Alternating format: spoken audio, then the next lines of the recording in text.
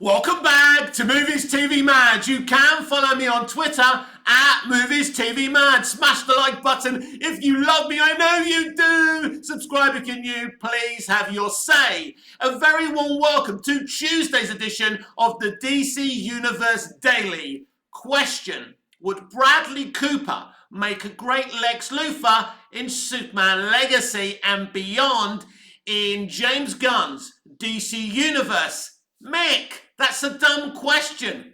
Of course Bradley Cooper would make a great Lex Luthor. Bradley is brilliant. I first saw Bradley in the J.J. Abrams written and created magnificent series Alias. Forget what people say about J.J. Abrams today. I think J.J. should have stuck to writing great TV and producing and directing great TV. He even composed the theme tune for Alias. If you've never seen Alias, go watch it.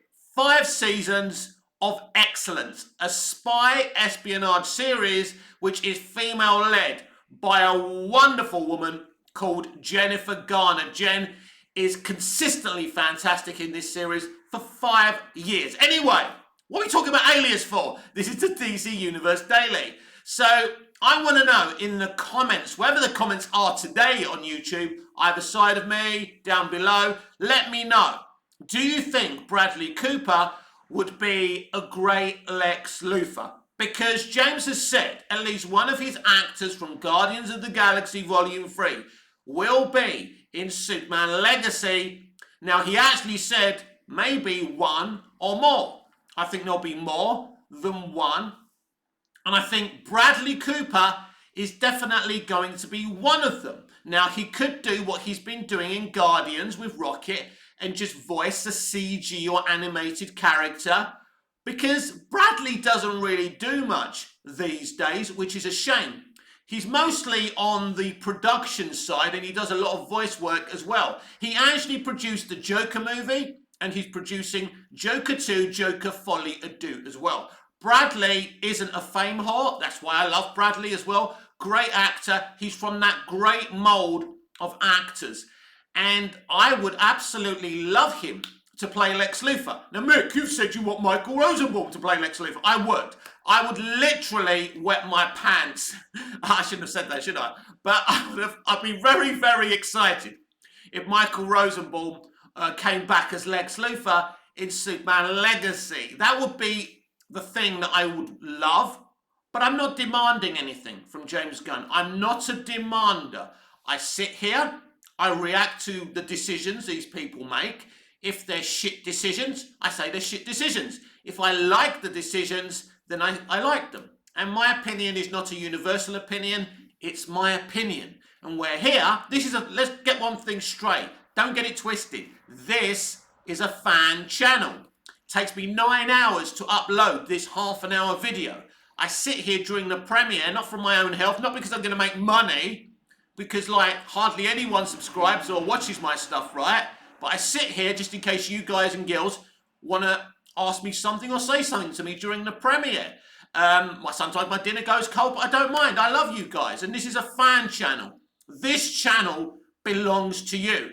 And I want you, if you're a film channel, a geek, nerd, of film culture, but especially DC, to subscribe to the channel. I will always respond to you, especially in the premieres. Now, if you comment in the normal videos, eventually I will find you afterwards. I will go down in the comments and maybe try and respond. But most of the time, if you come into the live premiere, I will absolutely respond to you if you're constructive and not rude. And I don't feel that you're a bit of a troll, right? So you get me, right? So that's my opinion. But yeah, Bradley Cooper would make an outstanding Lex Luthor. So if it can't be Michael Rosenbaum, Bradley Cooper would be a safe bet. I definitely think that Bradley will be involved in the DC Universe and most probably Superman Legacy, maybe not.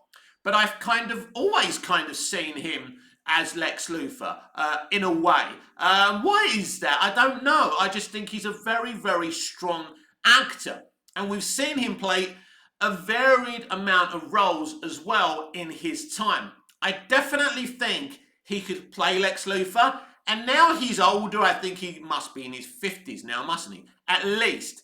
in his 50s. Sorry, Brad, if you're younger than 50. You look younger than 50, by the way, but I'm just adding it up and putting two and two together and getting 60, right?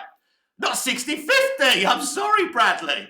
But yeah, so I think he would make an absolutely fantastic Lex Luthor. And that's my opinion on it. And I think that this is brilliant. I don't have any issue with the way James Gunn casts. I've just said it on Twitter. You know, in a backstabbing environment, you want to surround yourself with talented people you trust, your friends, your family. Him casting his wife isn't a big deal because his wife actually is a solid actor. I'm not saying she's Vivian Leigh or Jodie Foster. I think she's pretty solid in the Suicide Squad. I think she's even better in Peacemaker, where she gets a lot more stuff to do. You support the people that you love. She's talented, the brother's talented, there's no issue with it. As I keep on repeatedly saying, the only reason people are bringing it up is because people are mad that he's not continuing with Henry Cavill as Superman. I personally think it's a weak argument, a very, very weak argument to bring his wife and brother into it. And I think it's a low move to bring his wife and brother into it. But if I was James, I'd just ignore it at this point. He's got the job, he's got the power, he's making a Superman movie, something in my fucking dreams I've always wanted to do ever since I was a 10-year-old boy and saw Superman the movie. But it's never going to happen to me. So James Gunn is living the dream.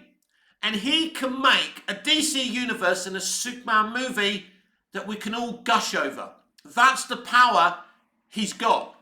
He can bring cinema back to the audience. Superman the movie was one of my early experiences. The 66 Batman movie, Live and Let Die. You know, Star Wars and New Hope. All these films brought cinema back to the audience. And this is what James Gunn, I think in a way, is promising to do when he talks about bringing love back to DC movies and media. And this is what we need. I think Bradley Cooper would be an absolutely fantastic Lex Luthor. I think he's got all the assets to make a fantastic Lex Luthor. I do have a hunch about Bradley Cooper, by the way, being Lex Luthor. I could be totally wrong, and it's okay to be wrong, especially if you're doing a YouTube channel. You've got to say stuff. You've got to stand by who you are and what you think. If you're wrong, it's fine. The problem with the internet today is they clip you, and when you have a bad take, they remind you of it. But that's okay. I'm not embarrassed of a wrong take, a mistaken take, a bad opinion. That's fine. It's not a gotcha. And you mustn't let people intimidate you because of these gotchas into not speaking your mind. It's very, very important when we see things on the internet to challenge them. When we see people, people in this industry talking shit, we have to challenge them. And sometimes you get ganged up on, especially if you're someone like me who doesn't have a huge following. If I go up against someone with millions of followers, of subscribers, they're all going to come at me. And I've got no backup. But that's okay. I only need me. I only need me. I only need my opinions, my views. Because I love entertainment. I love this art form. And what I'm seeing happening to this art form is disgusting right now. But in terms of James Gunn coming in to DC, this could be the new hope that we need. I understand some people find him a very divisive person. I don't know why you think he's divisive. I know you're upset about the Zack Snyder situation, some of you. I know you're upset about the Henry Cavill situation. I'm upset about it, but I also understand it from his point of view. He wants to go in his own direction. This happens a lot. When someone comes in, they change directions. Most people will say DC needed a new direction. They needed a new direction 5 movies ago. Now, obviously, people can bring up that one of those 5 movies is James Gunn's The Suicide Squad. But I think James Gunn's The Suicide Squad is one of the best DC movies from recent times. I think when we look at all the movies since Zack Snyder has moved on, we can say that Aquaman and The Suicide Squad are the best out of a bad bunch. But I don't think the Suicide Squad movie is a bad movie. I really like it. Do I think it's the best DCEU movie? No. But I think it's a very, very satisfying, well thought out movie. And the themes Gunn is playing with in his movies are very, very good themes. I think they're good themes for children. I think, he can write for children, and I think that's very, very important. The casting's going to start happening very soon. I think they're going to cast other roles for Superman Legacy before they actually announce Superman. I think Superman won't be announced right now from what he's been saying in the past few weeks. But I think there's an opportunity maybe to get a Lex Luthor announcement before we get a Superman announcement. Because it's clear, it looks like they may be doing opening auditions for Superman because James has discussed the tapes he's seeing and things like that. That would say it's an open audition. So that could take some time, unless they started such a long time ago and he's already made his mind up. But I don't think we're getting the Superman announcement anytime soon. Again, I could be wrong about that. But I think a part like Lex Luthor maybe would be played by someone that James absolutely trusts, because the Lex Luthor character is not just vital for Superman Legacy, and I can absolutely assure you of that, it's vital for the DC universe. The character is vital for the DC universe itself, because Lex Luthor is a huge character in the comics and not just for Superman. He's going to be this string puller, he's going to be in the background. He probably won't ever be the main villain, but he'll be there. And I think that's the role that Lex should play in James Gunn's DC universe. And I think someone like Bradley Cooper could do a really, really good job. And I would have anyone who has a problem with Bradley Cooper in the DC universe, I can't help you. I can't help your psychosis. Can anyone say to me that Bradley Cooper isn't a good or great actor? Of course you can't. It doesn't matter if he's a friend of James Gunn's. It doesn't matter if he's worked with James before. His voice performance as Rocket is one of the best voice performances of all time. You know why? Because I can't tell it's Bradley. In fact, when I saw the first movie, I didn't actually know Bradley was playing Rocket. That's insane, right? Because it is a different voice. He is characterizing it. He is giving it characterization. So you don't have to like James Gunn. You don't have to like Zack Snyder. You don't have to like anyone, right? Or you don't have to like their work. You don't know these people, so you really can't make a decision whether you like them or not. And that's an interesting thing to put forward as well. But for me personally, in terms of his work on comic book material, I think it's been solid to great. That's how I feel. I don't think he's ever done anything bad, like so bad.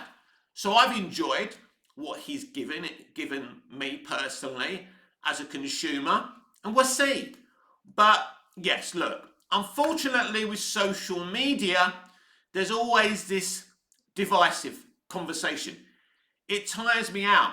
The problem is I'm part of the divisive conversation because we all get sucked into it, right? All the time. And of course, when you hear Henry Cavill isn't Superman, when you first hear that at first, it upsets you. I reacted to that in a very upset way. Why wouldn't I? Although my first reaction was maybe this is actually a good thing. Then I started getting a little bit more upset about it. And now I'm a bit chilled about the whole Superman situation because I know where I am. I know James Gunn is going to write and direct a Superman movie. I know there's nothing I can do about it. And even if I could, would I? What's James Gunn ever done to hurt me? Nothing. So I don't have any kind of vindictive feelings against James Gunn. I don't think any of you should either, just because Zack Snyder isn't at the helm anymore. That's nothing to do with James Gunn. And look, morally, you can look at those historical tweets and say, oh my God. You can look at the attire he and his friends were wearing when they went to those parties, and you could say, well, mate, come on. But all that stuff isn't illegal. You have no evidence of him doing anything illegal.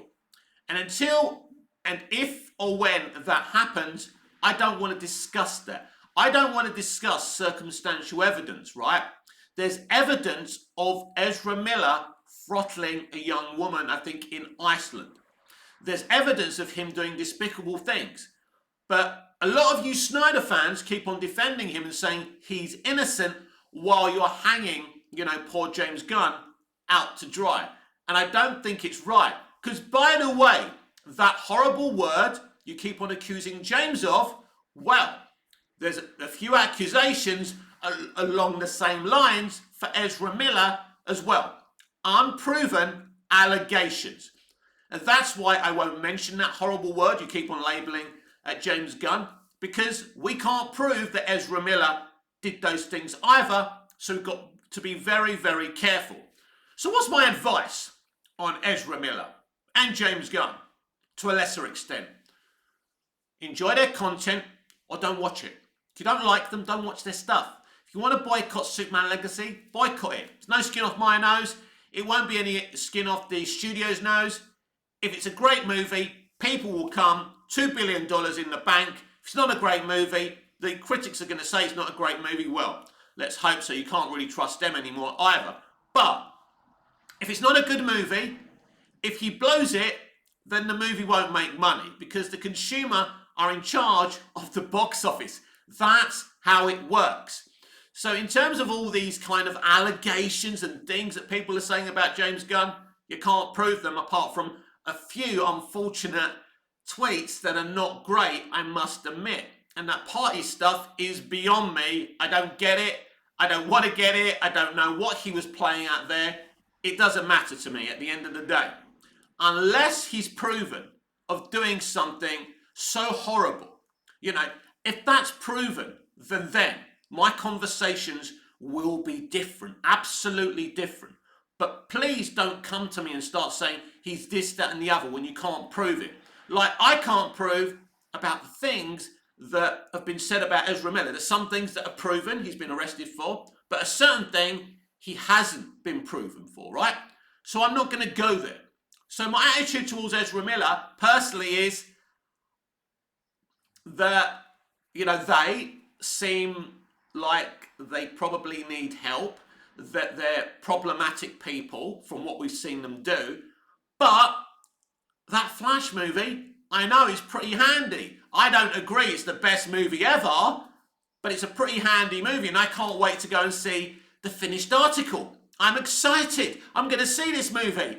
And if I didn't see every movie of every, problematic Hollywood artist, I would never see a movie again. We've discussed this on numerous occasions. So why, Mick, are you talking about it today? Because we're talking about James Gunn, right? What are his aesthetics as a creative and a storyteller? He likes the underdog. He likes to create an emotional, provoking story because this is what we got at the end of Guardians Volume 3. I'm thinking, if you're not feeling like crying by the end of that movie, you don't have a soul and you don't have a heart. This is what James does. And James did tell a perfectly constructed story through 3 movies. Now, personally, if we're looking at the hero's journey, I think that was completed for really Peter Quill in the first movie. Because they all go through this thing where they're kind of anti-heroes, then they have to do the good thing, and they do it. And they've proven they're actually good people, that those rough edges have been smoothed away. But it's a business, so you are going to get a second film and a third film. And despite all of that, I think we had a good arc across the 3 movies. So he's capable of telling a defined story and, putting it around an arc. And I think that's important as well. I think what you're going to find with your James Gunn is that he's clearly said this is going to be a shared universe, a franchise surrounded in one story. But unlike what we saw with the Marvel Cinematic Universe from Phase 3, he will always focus on each movie. So that movie is a proper experience, even though there's a story arc to it. And I think that's important. We go back, if we're going to do these franchises, that we don't kind of, use these, these movies as empty shells just to go from one place to the other. That's part of the reason, that's part of the thing that killed the MCU. But is it a big loss for the Marvel Cinematic Universe to lose James Gunn? Absolutely.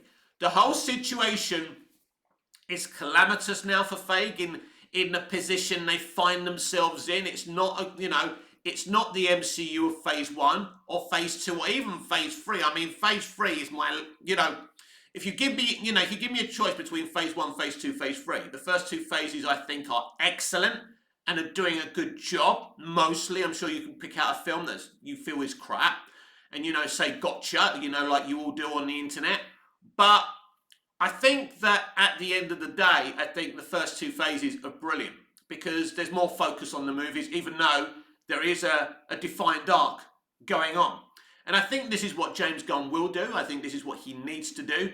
Films have to be films, like they always used to be. You need to go and see that film and think, wow, I enjoyed this, but we've also got this story being handled well, and I can't wait for the next chapter. So the DC Universe from James Gunn will be chapterized via its movies, its animation, and its streaming and television shows.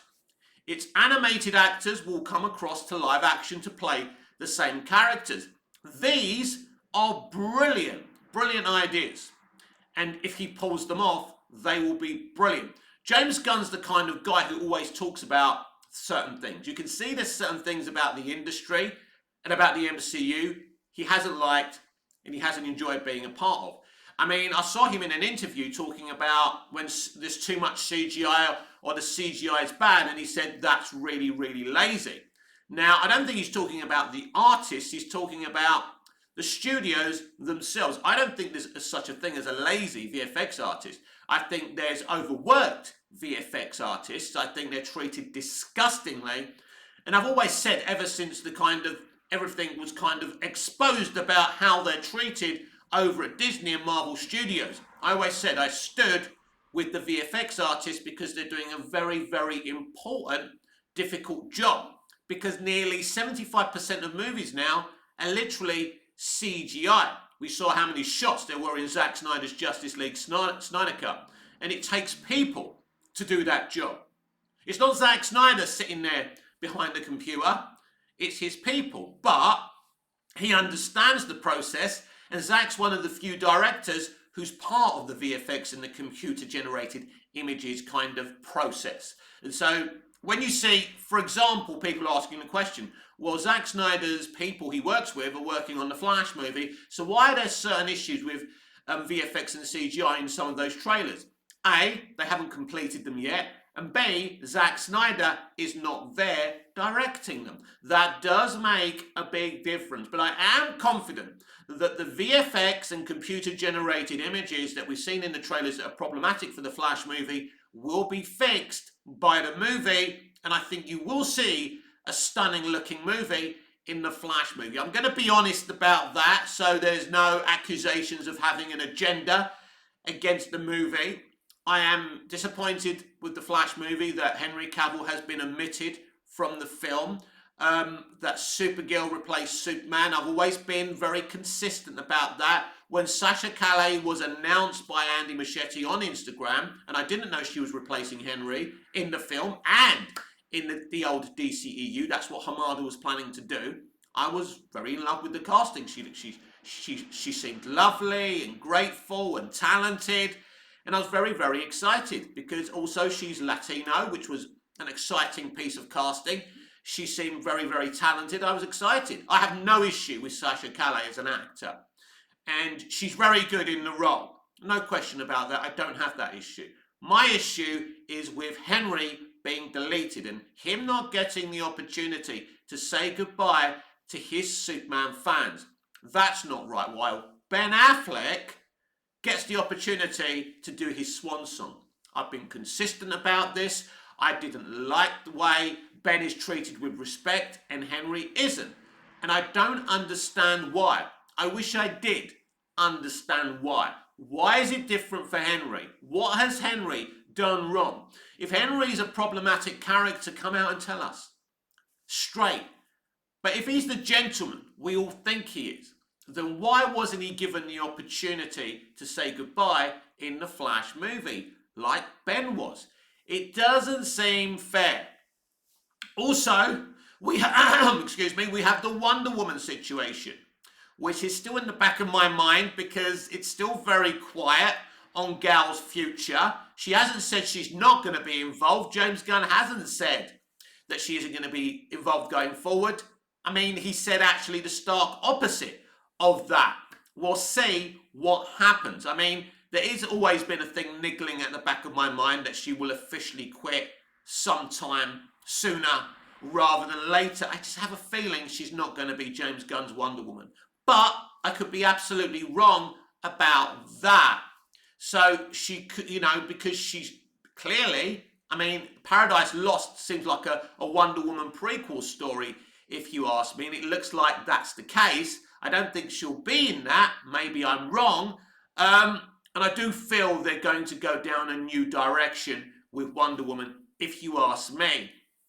It's a difficult one, isn't it? She's a great Wonder Woman. But she's been at her best with Zack Snyder. She hasn't been at her best in Justice League or her Shazam Fury of the Gods awful cameo. I mean it, everyone. Whoever, for all of you who have seen that cameo, I'm sure you agree with me that it's pretty bad, that it doesn't work in the slightest, and it isn't the Wonder Woman we've grown to love, adore, idolize, and respect in BVS, or in her own first movie, Wonder Woman. She was even better in Wonder Woman 84 than she was in that damn cameo. Oh my God, that was absolutely terrible. So I don't know what's going to happen to Gal, to be honest. Look, half of me would be very upset if she's replaced, but then half of me thinks maybe it's best if James just goes his own direction and just, leaves Zack's actors, the actors that Zack cast, to one side, and maybe if the Snyderverse is restored, he can deal with them. I don't even think that what's his name, Jason Momoa. How can I forget Jason? Sorry, Jason. If you're watching, hello. You're not watching, but just in case, you never know. I don't think Jason Momoa will be playing Arthur Curry after Aquaman and the Lost Kingdom. They are starting to make those noises publicly as well. But I do think he will be involved in the DC universe, and James Gunn's pretty much made that clear from day one. And even Jason Momoa has been hinting about that as well, especially the character he's going to play. I expect to see him in Superman Legacy, and I think we'd be cheering in the cinema if that was the case, especially if it's the character we're hoping and dreaming it is. So you can be a fan of anything. You can be a fan of Dick Donner's Superman, Zack Snyder's Superman. It doesn't matter. But when you see someone announcing a new Superman project, and if you're a Superman fan, and if you're actually a DC fan, you do think to yourself, this is exciting. I can't wait. Yes, I've got those Blu-rays and 4Ks and DVDs of Zack's work and Dick Donner's work on Superman, and it's beautiful. So I can watch them at any time. I don't need someone else to do that. This is now James Gunn's responsibility. And as I keep on saying, it's such a big responsibility because Superman, you know, he's the biggest character. You know he's the bestest character. And you know to pull him off, you really have to have some talent.